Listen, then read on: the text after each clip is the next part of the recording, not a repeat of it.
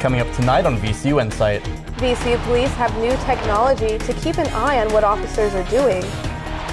An historic Richmond landmark is getting ready for its final showing. And a local group is using laughter to help keep teenagers focused. All this and more. VCU InSight starts right now. From the Richard T. Robertson School of Media and Culture at Virginia Commonwealth University, named Best Student Newscast in the Mid-Atlantic, this is VCU InSight. Good evening and welcome to VCU InSight. I'm Will Gilbert. And I'm Teresa Galasso. Thanks for joining us. Topping the news tonight, VCU Police Department is setting its sights high, or at least at eye level, thanks to new technology. Police officers are now seeing campus and their jobs from a whole new perspective. Police departments everywhere are catching heat about whether they use too much force, and VCU PD is doing something about it. Body cameras are the newest addition to every VCU police officer's uniform. VCU Police Chief John Venuti says the department has looked into the cameras for the past 2 years, and they couldn't have come at a better time. The advantage of the body-worn video camera is it really gives us an unbiased, first-hand account of everything that actually transpired, and that's really, really valuable. The department bought 25 cameras, including charging stations and a storage system, costing roughly $100,000 over the next 5 years. The device is worn on the officer's shoulder. This is what's captured every time an officer comes into contact with the person. The camera can record up to 10 hours of footage, and after each shift, it's uploaded into the station's database. VCU student Alexis Cutler says these cameras could help students in a tough situation. Right now in the news that police officers are maybe overgoing their authority, so then the students can have video proof that they are doing right. According to VCU police, in the past 4 years, use of force incidents on campus have dropped from 58 to 7, and complaints from 69 to 19. Venuti says the cameras will cut down on paperwork, allowing the officers to focus more on the incident itself. I think what the body camera is actually going to do is it's going to really allow the officers to do their jobs and not work. VCU Police is the second law enforcement agency in the area to implement body cameras. Henrico County has been using them since the fall, and Richmond Police may be next. VCU President Michael Rao recently announced that the university is no longer requiring SAT scores for high school seniors with a grade point average of 3.3 and higher. Up until now, that score has been a major deciding factor if a student would be accepted or not. InSight's Sierra Wegas in the newsroom with more on the story. Good evening, Sierra. Good evening, Will. President Rao calls the SAT fundamentally flawed toward racial and financial situations. The possibility of not having to submit SAT scores has the local high school community talking. Hermitage High School senior Chelsea Ofori is doing what thousands of students do this time of year.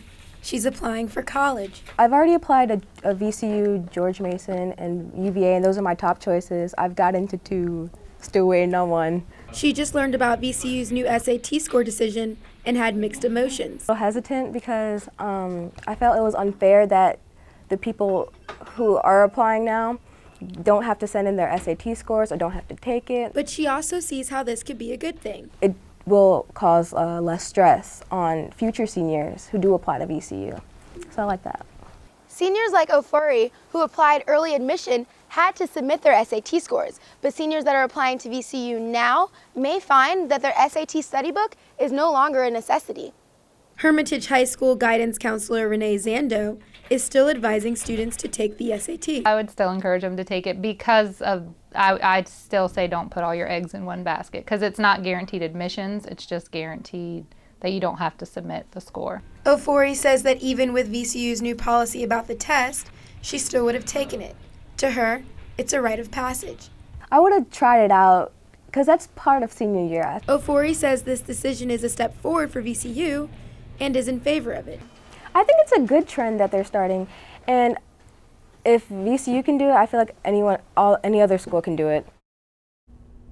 VCU now joins more than 850 schools nationwide that no longer require the SAT for admission, with 4 here in Virginia. Back to you, Will. Thanks, Sierra. Richmond City bikers have something to cheer about. The Richmond City Planning Commission voted last week to unanimously support a fund to build bike lanes downtown. The new lanes would be installed on Franklin and Main Streets, starting at Belvedere and ending at 9th Street. Unlike the city's usual bike lanes, these would create a barrier of parked cars between bike riders and traffic. The lane designs are being developed by Richmond Public Works. Once completed, the proposal will be brought up for a second vote. Today's college students are encouraged to be creative about paying for their education, like starting their own businesses. One VCU senior is already a medical consultant, a web designer, and a self-described biotech hacker. InSight's Evan Ratner's in the studio with this student entrepreneur to tell us more. I'm here with Elliot Roth, VCU senior and founder of the organization TEDx at VCU. Elliot, thanks for being here. Thanks for having me, Evan. So technically, you're a VCU senior majoring in biomedical engineering. Technically. But you're in all these other roles. Tell me a little bit about being an entrepreneur. Well, one of the things that I always tell people is that it's all about what you're passionate about and what skills you have. So I'm really passionate about putting teams of people together that are greater than the sum of their parts. And I have all sorts of different skills. So I try to apply those in any way that I can. So these skills help you create all these different companies. What kind of companies are you creating? Well, since I started at VCU, I think I've created 4 different companies who have gone on to win a couple of different awards and founded 2 organizations and a nonprofit and a partridge in a pear tree. Okay, so TEDx at VCU. Tell me a little bit about that. So TEDx at VCU was founded on the basis of that our school needed to have more communal pride in some kind of way, beyond just basketball. And it provides a platform for the really amazing ideas going on unnoticed for them to get out into the world. Okay, so we actually do have some footage of a event that you put on last year for TEDx at the Altria Theater. We'll take a little bit of that footage. Now, at that event, tell me about what it was like preparing for a big event like that. So our event was over 1,000 people. It was held during the marathon, which was a logistical nightmare. And we had a team of about 22 working on it pretty much constantly for 6 months or so. So it was an insane day of amazing talks, really great people, and hopefully the talks will be posted soon up online. Okay, so these speakers at the TEDx conference, what do they talk about? Their ideas ranged from talking about heart transplants and how different cultures view them, to talking about the space between people and using that as a sculptural medium. And so all the different talks were incredibly varied, and that really lent itself to that interdisciplinary nature of the conference. We're doing TEDx again, TEDx at VCU again this coming year. So I hope to see all you guys out there. There's an open audition going out right now. Awesome. So these companies, I know Indie Labs is one. Tell me about your favorite one. Like, what are you involved in right now? So currently, I was awarded a VCU Arts grant for VIV, which is a company based on the idea that we should solve the problem of urban design in cities. For example, one of the things that you notice around Richmond is the sidewalks and how they're all messed up. So VIV works to create urban design and landscape design that fixes that, namely by growing trees upside down.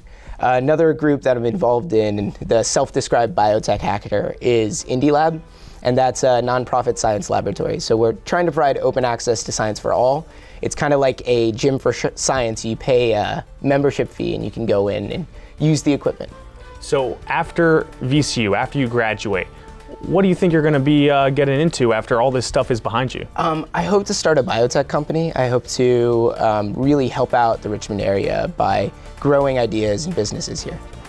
Awesome, awesome. Well, you know what, Elliot, appreciate you coming in. I've been speaking with Elliot Roth, founder of TEDx at VCU. Thanks a lot for being here, man. Appreciate it. No problem. Thank you for having me. Thank you. An historic theater in the West End will be closing its doors after more than 70 years, leaving movie fans more than a bit disappointed. InSight's Robin Richardson has more on the story. The West Hampton Theater movie fans think the historic venue is too valuable to shut down their curtains. See a lot of the great artsy movies that they've been showing for years, ever since I was a kid. It's a unique kind of an experience, so we're not happy that it's closing. I grew up here in Richmond, so I think it's the last of the theaters that used to be here in the 60s and 70s. Since 1936, the West Hampton have been a one-of-a-kind theater known for showing independent and alternative films. Regal Entertainment Group sold the theater to a Richmond family, the Comitas, for close to $2 million. This theater is going to be packed with people and their popcorn as they sit to enjoy one of the many feature films selected by the theater. Sarah Campbell's boutique owner, Rhonda Thompson, will miss the nearby theater. And I think it's really sad to see it go. I think it speaks of a different time, and I think that the neighborhood and the community is really going to miss it. The new owners say they plan on involving the surrounding community and nearby businesses to develop a plan for the property. First District Councilman Jonathan Balaus will be working with the family to come up with ideas. I think most of the people in the neighborhood, they want development done right and smart and something that blends in with the neighborhood. The West Hampton Neighborhood Association will also be involved in the property's future in the upcoming month. For VCU InSight, I'm Robin Richardson. The West Hampton is set to close at the end of this year. The new owners haven't yet said if the theater will be torn down. A local film festival sharing an eco-conscious message. Richmond's 5th annual Environmental Film Festival screened more than 20 movies last weekend. They were shown in venues around the city, including the Grace Street and Bird theaters. The local Sierra Club and the James River Association sponsored the free event. This year's winner for the Best Picture was The Rappahannock, a documentary on the river and the people who make a living from it. That earned the movie's directors a $1,000 prize. 2 bills from this year's General Assembly would have allowed Virginians to buy what's now an illegal drink in stores, raw, unpasteurized milk. The bills were killed, but that isn't stopping people from getting around the law. InSight's Evan Ratner is in the newsroom with more. Good evening, Evan. Good evening, Teresa. Some people like their milk so fresh, it's not even heated to kill germs. They're getting around the law in a unique way by buying part of a live cow. On his farm in Amelia County, Oliver Alexander and his family have been selling shares of cows for the past 7 years. They purchase a share in the cow, and they're then able to obtain milk from their own cow. His family takes the phrase, "have a cow," to a whole new level. These milk-producing cows are in the cow share program. Their raw milk is extracted and ready to be packaged. It's illegal to buy and sell raw milk at retail, but it is perfectly legal to drink the raw milk from your own cow. Alexander says raw milk tastes better and it's better for you than the store-bought milk. We have people who are buying raw milk because they have kids with epilepsy or autism, or we've got some people who have Alzheimer's. But everyone is not in favor to legalize raw milk. Dr. Richard Wilkes is a state veterinarian with the Virginia Department of Agriculture. He says drinking unpasteurized milk is very risky. Raw milk can contain everything from brucellosis, tuberculosis. Listeriosis is a bacteria that can cause flu-like signs and abortions in women that consume it. Back at the Alexander farm in Amelia, they produce over 90 gallons of fresh milk a day. Alexander says they have enough cow shareholders to keep them in business. Able to sustain our family, and we're surviving off of the income. According to the U.S. Centers for Disease Control and Prevention, less than 1% of the raw milk used in this country is raw. But when you drink raw milk, you are more than 150 times more likely to get sick. Back to you, Teresa. Thank you, Evan. The CDC also reports that 1 million people are living in America with HIV. Richmond ranks 17th in the nation. A VCU professor and his team have discovered a cheaper way to make HIV drugs. InSight's Sabrina Fuller is in the studio with more. I'm here with Dr. Frank Gupton, a researcher and chair for the VCU Department of Chemical and Life Science Engineering. Dr. Gupton, thank you for being here. Sabrina, thank you for having me. All right, I guess we'll hop right in. Very quickly, could you give us a little bit of background on the kind of research that you've been doing? Yeah, we've been using a lot of new technologies to be able to reduce the cost of medicines that are in short demand for global health, particularly HIV, malaria, and TB. All right. So I understand that you gave a TED Talk about this a couple years back, and I think we have some footage of that. What has it been like to share what you're doing with so many people? Well, you know, it's a great project from the standpoint of the end product, how you can help global healthcare meeting global healthcare needs. But I think the other thing that's been really interesting is the interaction that I've had with my colleagues at other universities. We've set up this team. It's called the Medicines for All Initiative, and it's researchers from Florida State, University of Washington, and MIT. And I think the great thing about the team is that they're singularly focused on a common goal of reducing the cost of healthcare. And this issue kind of transcends individual research efforts on the part of the individual members of the team. But what it does do is it gives us a very fundamental metric to look at to achieve our objectives, and that's dollars and cents. And it's something that's kind of unique in the academic research venue. All right. So why the interest in HIV drugs in particular? Well, I spent 30 years in the pharmaceutical industry, and I was head of process development for one of the major pharmaceutical companies. And during that period, I had developed the process to make this AIDS drug, nevirapine. And I had been at VCU probably 6 months, and I was contacted by the Clinton Health Access Initiative to look at the process and see if we could actually reduce the cost. So from my perspective, it was taking something that I was already very familiar with and looking at how to improve the economics of the process that was used to make that drug. All right. And I think you told me a figure earlier about how many women in Africa. This was the shocking thing to me. The rate of HIV infection is growing at a rate of about 14% a year globally. And approximately 30% of all the women of childbearing age in South Africa have AIDS. And this drug, nevirapine, can be given in a perinatal application where they give the expectant mother, the drug right before she goes into labor, and then they give the infant that's born the drug, and the infant won't have AIDS, so it prevents transmission of AIDS to the infant. So it's a very important drug from that perspective. And I think the other thing is that it's historically been part of this World Health Organization combination drug therapy for treatment of AIDS. All right. So very quickly, could you tell me a little bit about what it's been like to work with the Bill and Melinda Gates Foundation?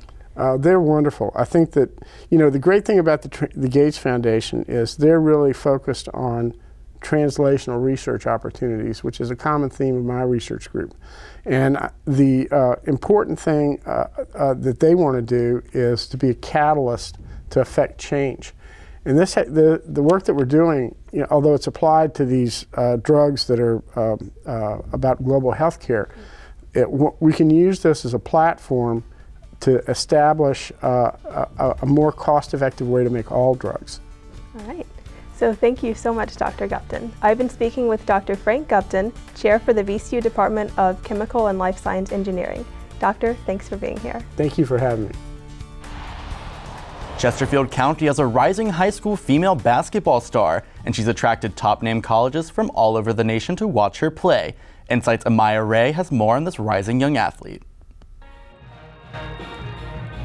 Standing at 6'1", sophomore Megan Walker plays varsity basketball for Monacan High School in Chesterfield. Walker was All-State First Team as a freshman, recently awarded Next Sports Phenom Player of the Month, and currently she is ESPN's #1 recruit in the nation for her graduating class.